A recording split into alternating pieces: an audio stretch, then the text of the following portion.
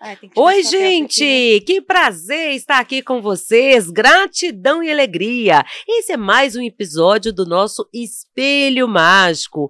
E hoje, como eu estava com saudade de vocês, gente. Então, para falar de um assunto necessário e importante, hoje eu convidei duas autoridades no assunto. Nós vamos falar sobre discriminação, as espécies de discriminação, racismo, gordofobia, homofobia. Alguma situação você ou alguém da sua família já passou, não é mesmo? Para falar sobre esse assunto tão importante, nós convidamos dois doutores. Ele, doutor Lázaro Guilherme, ele que é professor, doutor, mestre em Direito Penal. Olá, doutor, tudo bem, professor? Tudo bem, Patrícia. Agradeço pelo convite de estar aqui ao lado da minha amiga, professora Samantha, e a gente discutir um tema tão relevante aí para a sociedade, que com uma incidência muito grande, e a gente precisa levar o conhecimento a todos do que fazer se deparar com uma situação inusitada dessa. Com ele, gente, a doutora Samantha Moreira, ela que também é professora de Direito Constitucional, é especialista em Direito de Família, é mestre, doutora em Direito. Olá, doutora Samantha, tudo bem? Olá, Patrícia, uma grande honra estar aqui com você, com o Dr. Lázaro, realmente discutir, debater e trazer informações relevantes para a sociedade nesse aspecto da discriminação. Muito O obrigada. prazer é todo nosso, gente. Sintam-se à vontade. Doutor Lázaro, quais são as principais espécies aí da discriminação? Então, Patrícia, essa é uma triste realidade, né, do mundo, nós podemos falar, mas principalmente aqui no Brasil. E nós temos vários tipos de discriminação. Pode estar associado com a questão da raça, da cor, da religião, da condição física, né? Pessoas a partir do peso, da altura, a partir de um nanismo. Então, nós temos várias hipóteses que levam a pessoa a ser discriminada, ou seja, ser tratada de forma diferente em razão dessa condição. E isso sempre de forma pejorativa para retirar dessa pessoa a autoestima, para diminuir essa pessoa. Então nós temos essas várias espécies, temos que tomar muito cuidado com elas, porque a sociedade, infelizmente, eu costumo falar que está doente, né? Porque esses casos de discriminação aumentam cada vez mais. A professora Samantha tem dados quanto a isso. Então a gente precisa enfrentar e esclarecer para as pessoas, principalmente, o que fazer se eventualmente se deparar com essa situação. A gente tem uma proteção legal que versa especialmente, primeiro, sobre a proteção da dignidade da pessoa humana, artigo 1º, o artigo 5º que vai falar também da igualdade. Todos somos iguais. Em razão do sexo, da cor, da religião, você não pode sofrer uma discriminação. E aí, Patrícia, nós temos então esse colorado da Constituição que vai trazer essa proteção para esse indivíduo. E aí, também nesse aspecto, é muito importante considerar o seguinte: 1 a cada 3 pessoas já sofreram algum tipo de discriminação, principalmente em razão da sua cor. Um terço, São dados hein? alarmantes, em que pese a gente tem uma proteção constitucional para vedar, para intimidar, por que não, as pessoas que cometem esse tipo de ato ilícito.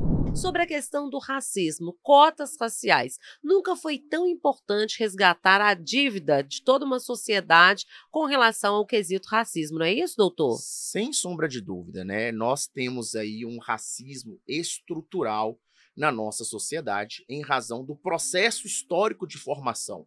Nós temos que lembrar que o Brasil foi um dos últimos países a abolir a escravidão. Sim. Então isso, evidentemente, deixou uma dívida muito grande nessa sociedade. A nossa sociedade é construída, mesmo após a abolição, diante de práticas racistas e que elas vivem e persistem até os dias atuais. E aí a professora Samantha trouxe uma observação importante de como a nossa Constituição, que é considerada a Constituição Cidadã, a Constituição de 88, trouxe determinação expressa para coibir a prática do racismo. Isso nós costumamos falar que é uma ordem de criminalização. Ou seja, o nosso constituinte lá em 88, identificando esse problema, falou: legislador ordinário, tem uma ordem aqui para criminalizar essa conduta. E por isso que nós temos uma lei que a gente chama da Lei de Racismo, que foi criada em 89, para coibir essa prática, criminalizando a conduta da discriminação racial. Então isso é muito importante porque as pessoas, às vezes, não têm noção do que aquilo que se vivencia no dia a dia é uma prática de racismo. Né? Nós vamos aqui trabalhar, falar da diferença da injúria racial para o racismo. Né? Hoje já é tratado como gênero, nós podemos, né, detalhar um pouco sobre isso, mas a gente precisa levar essa informação para as pessoas entenderem que aquele comentário feito na sala, aquele comentário feito no local de trabalho, aquele comentário feito na rua, é sim uma prática discriminatória. Eu já quero logo que a doutora Samantha fale pra gente a diferença do racismo para a injúria racial. Esse caso da internet, especificamente, né, é interessante que você pontuou também, que não é uma terra sem lei. Hoje você tem facilidade de localizar, de encontrar aquele agressor que, mascarado, às vezes até por um perfil falso. Ele se torna um juiz, né, doutora? Acessa lá, faz comentários discriminatórios, preconceituosos e acha que vai ficar tudo certo. E não vai ficar tudo certo. Porque realmente nós temos a possibilidade da responsabilização civil, a responsabilização criminal.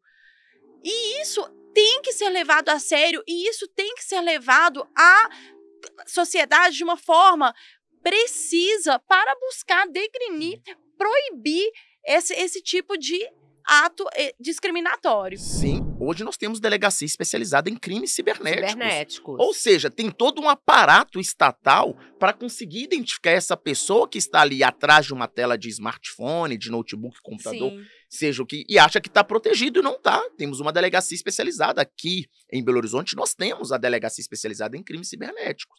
E essa questão da injúria racial para o racismo, existe uma lei, a lei que trata do racismo. E ali a conceituação do racismo sempre foi quando a ofensa ela é generalizada, ou seja, não tem como destinatário uma pessoa ou um grupo de pessoas específica, mas toda a coletividade. Então vamos supor, determinada pessoa sobe num palanque, faz um discurso ofendendo toda a comunidade preta, ofendendo toda a comunidade judaica, por exemplo. Então isso que nós chamamos de racismo, a coletividade é atingida. Agora, a injúria racial sempre foi tratada aí dentro do nosso Código Penal, não é uma lei especial, como sendo aquela conduta direcionada a determinada pessoa ou pessoas.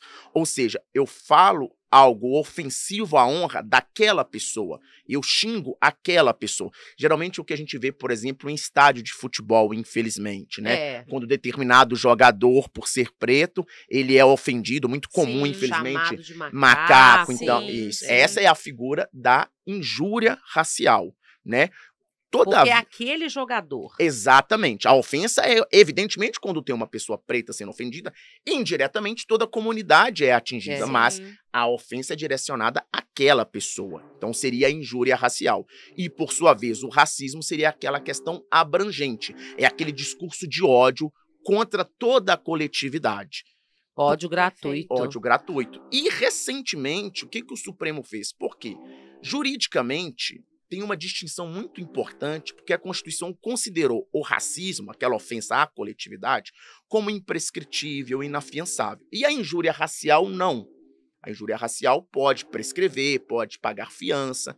E aí, recentemente, no ano passado, o Supremo Tribunal Federal, o nosso órgão máximo do judiciário, entendeu que não pode mais ter essa distinção entre injúria racial e racismo, que a injúria racial seria uma espécie de racismo.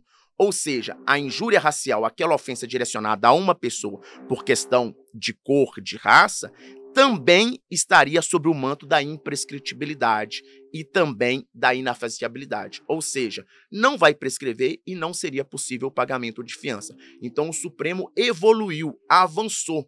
Porque uma vitória. Uma vitória gigantesca, porque a prática mais comum hoje é da injúria racial. Sim. O racismo ainda existe, né? O tipo penal do racismo, o crime do racismo ainda existe, mas hoje a prática mais comum é da injúria racial. Então o Supremo alargou esse conceito de racismo, falar racismo é gênero e injúria racial é espécie. Então se aplica as mesmas regras do racismo para injúria racial. Perfeita explicação. Gente, há pouco tempo, a cantora, atriz, né, dançarina também, Jojo Todinho, ela que faz um sucesso. Eu adoro ela. Eu gosto demais da autenticidade dela, Sim. né? Eu adoro a Jojo Todinho. E é um caso público, não tem problema nenhum a gente colocar aqui. Ela deu uma entrevista para o Fantástico, lá da Globo, da TV Globo, falando que ela não deixa passar batido. Colocaram lá Exatamente. nas redes sociais dela, às vezes chamam de tudo quanto é tipo, e ela fala o seguinte: eu sou mulher, sou preta e venho de comunidade carente, como se fosse favelada. E aí ela sofre as consequências piores possíveis, né? Mas ela não deixa passar batido e os advogados imediatamente acionam a justiça. Doutora Exatamente. Samanta, hoje, quais são aí as consequências jurídicas? O que a gente tem, assim, para não ficar com aquela sensação que o crime compensa? Exatamente, Patrícia. Esse caso é bem interessante. Eu cheguei a assistir essa reportagem, mas é exatamente esse aspecto. O ordenamento jurídico, a nossa lei magna, que é a Constituição Federal, ela visa exatamente proteger esse cidadão que sofre essa violação. Por quê? Porque a ideia é buscar o bem-estar de todos, é realmente buscar a felicidade, uma vida digna. E a violação, qualquer que seja nesse aspecto, como aconteceu com a Jojo Todinho, como acontece às vezes com uma mulher que é obrigada a vestir roupa de gestante, porque um uniforme de gestante, porque está acima do peso, ou é obrigada a escutar piadinhas do próprio chefe ou dos próprios amigos de trabalho, né? Então, o que pode ser feito nesse caso? É possível buscar a responsabilização cível, e aí a gente entra naquele aspecto do artigo 5º que vai falar também sobre a possibilidade de indenização por danos morais. Nós temos também a questão da indenização até mesmo por danos materiais. Às vezes essa pessoa, ela tem que ir para uma terapia. Ela tem um Ela gasto, passa, né? ela passa, é um grave dano que muitas pessoas às vezes desconsideram. A questão da gordofobia. Nós temos previsão legal para a gordofobia? Como que isso é trabalhado no Código Penal, por exemplo? Sim, nós não temos um tipo penal específico para tratar da gordofobia, por exemplo, como nós temos, eu citei, da injúria racial, que o termo seria até injúria discriminatória, que dentro da injúria racial pode englobar a questão de sexo, de origem, de condição, de religião. Agora, da gordofobia, a gente não tem um tipo penal específico, mas nós temos o crime da injúria. O que é o crime da injúria? É toda a conduta que ofende a honra subjetiva da pessoa. Então, é aquele adjetivo depreciativo, e que aí vai entrar a questão da gordofobia. Então, nós temos um crime para tratar dessa conduta, embora não seja específico, falando da condição, do peso da pessoa, mas, evidentemente, uma pessoa que é ofendida por essa condição está ali sendo vítima do crime de injúria. E esse crime de injúria na nossa legislação penal é um crime de ação penal privada. O que é isso? A vítima precisa contratar um advogado. E essa é a informação que a gente precisa de levar ao conhecimento das pessoas. Por quê?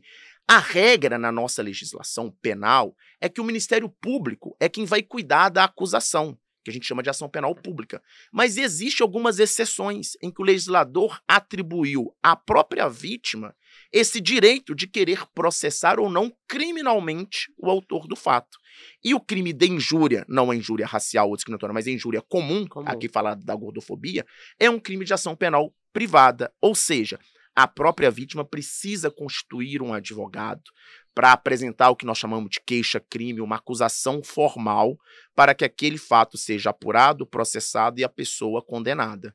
Então, nós temos sim uma tutela penal para essa conduta. Agora, o que eu percebo é que, pelo desconhecimento da população, não se sabe que é a própria vítima que tem que tomar essa iniciativa. É interessante, Patrícia, a gente visualizar essa questão da discriminação e da proteção constitucional como se fosse uma árvore. Eu gosto de sintetizar didaticamente por conta disso. Por quê? A gente imagina uma árvore com vários frutos. Esses frutos são as proteções legais. A proteção criminal, no aspecto da lei criminal, da injúria, a questão cível, né, proveniente da indenização que você pode buscar para se ressarcir, para responsabilizar aquele agente. A questão da área trabalhista, a gordofobia, a discriminação de sexo, a discriminação tão somente porque a pessoa é mulher. Um Porque absurdo, é uma né? mulher que está exercendo uma determinada função. Então, são vários frutos e que, nesse aspecto, deve ser aí buscado ser repudiado, ser penalizado nesse aspecto da responsabilização e, consequentemente, indenização, né, por essa violação. A doutora chegou na homofobia. A gente sabe que o Brasil é um dos países onde que mais se matam homofóbicos não, homoafetivos, né? Sim. Nós estamos aí lotados de homofóbicos, pessoas assim que pela simples identidade sexual, a pessoa começa a discriminar o outro, começa a ficar, como se diz, apavorado por uma questão de uma vida que é da outra pessoa. Eu tenho uma certa dificuldade, sabe, doutores, de entender isso. Porque eu não sei aonde que termina o meu limite e começa o do outro. Sim. Porque é da vida do outro, é do outro. Mas, infelizmente, a gente percebe isso. Para quem tem amigos que são homoafetivos, como eu tenho, convivo com eles, Sim. a gente sabe que o quê? O direito já evoluiu, já reconhece as relações, as uniões estáveis e tudo, mas ainda assim o Brasil é onde mais se mata. No Código Penal, doutor, o que que nós temos aí, as considerações para toda essa comunidade homoafetiva? Então, sobre isso, Patrícia, eu costumo falar o seguinte: sempre se tratou de forma muito pejorativa que o homoafetivo teria que sair do armário, estava escondido, sempre fez essa piada ofensiva, né? Ainda fazem, né? Ainda fazem. E vendo a quantidade de homofóbicos, esses sim que saíram do armário, que estavam escondidos e agora estão revelando essa agressividade contra um semelhante, contra o ser humano, eu falo, infelizmente, por ausência de proteção legal específica na lei penal, esses homoafetivos acabam ficando, entre aspas, no armário, não falando aqui de forma pejorativa, mas para se preservar, porque esse país é extremamente violento com eles. Por medo. Por necessidade. Sim, por uma questão, é uma resistência para eles, sobrevivência, às vezes não poder se declarar para a sociedade como tal, porque há uma agressividade desses homofóbicos. E, infelizmente, a legislação penal não traz esse crime específico de homofobia. Mais uma vez, o Supremo evoluiu muito nesse sentido recentemente, porque diante de uma omissão do Legislativo, a professora Samanta, professora de Constitucional, sabe muito sobre o tema, o Supremo, o que o Supremo fez? Chamou a atenção, entre aspas, numa linguagem bem simples para todos os nossos ouvintes, do nosso Congresso Nacional, porque o Congresso foi omisso em nunca trazer uma legislação penal tipificando essa conduta de homofobia. E enquanto o Congresso não faz isso, então tomou essa chamada de atenção, esse puxão de orelha do nosso Supremo Tribunal Federal, determinou a aplicação da lei do racismo.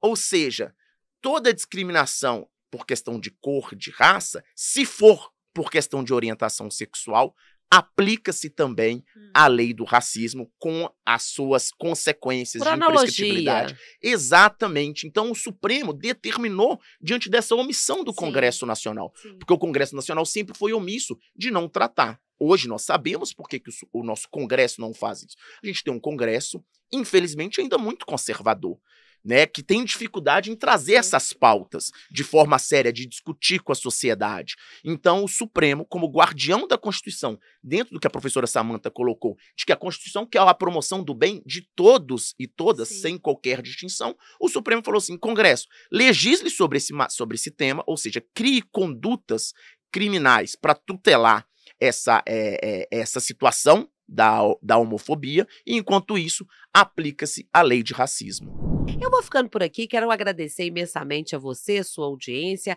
agradecer aos nossos patrocinadores, Biscoitos Barbieri, Laboratório Mansoni. São empresas, gente, que primam pela boa informação, pela qualidade, né? Então, o meu grande abraço aí, eu sou Geraldo, ao Luiz Barbieri, e para todos vocês também, compartilhem as nossas redes sociais, me siga aí também no @PatriciaJoe, eu tô recuperando, eu fui hackeada, gente, tô recuperando o número de seguidores lá, então esse dá até um outro programa, hacker de internet, golpe também já passei digital. por esse de sabor.